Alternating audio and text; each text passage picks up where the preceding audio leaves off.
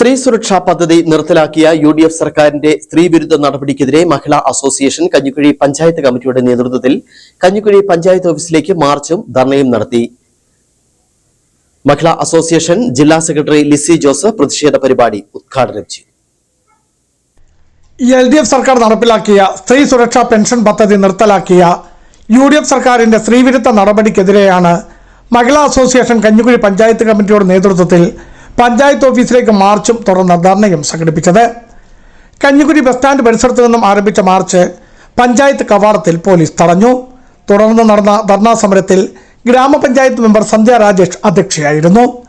മഹിളാ association ജില്ലാ secretary Lissy Jose പരിപാടി ഉദ്ഘാടനം ചെയ്തു. നമുക്കറിയാം, ഞാൻ ആദ്യം സൂചിപ്പിച്ചു വീട്ടമ്മമാരുടെ ബുദ്ധിമുട്ടുകളെ കുറിച്ച്. അവരുടെ കൈകളിലേക്ക് 1000 രൂപ മാസം വന്നാൽ അവരത് വീട്ടിലെ ഓരോ കാര്യങ്ങൾക്ക് വേണ്ടി ഉപയോഗിക്കും എന്നുള്ളതിന് സംശയമില്ല. പക്ഷേ UDF ഗവൺമെന്റ് അധികാരത്തിൽ വന്നപ്പോൾ എന്താ സംഭവിച്ചത്?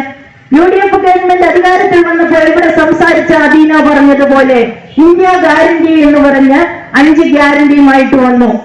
ഓക്കെ, ഞങ്ങൾ അതിലൊന്നും കുറ്റം പറയുന്നില്ല.